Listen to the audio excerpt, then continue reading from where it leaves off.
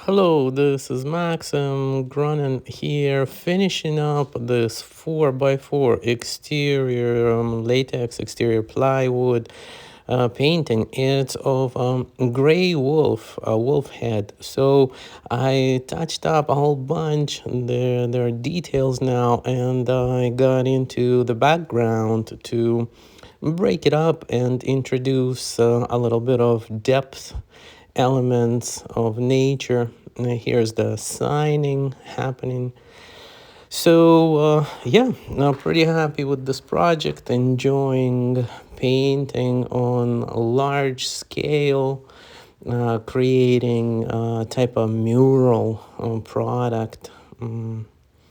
This will stand up to weather, UV, moisture, and it is available for viewing and purchase.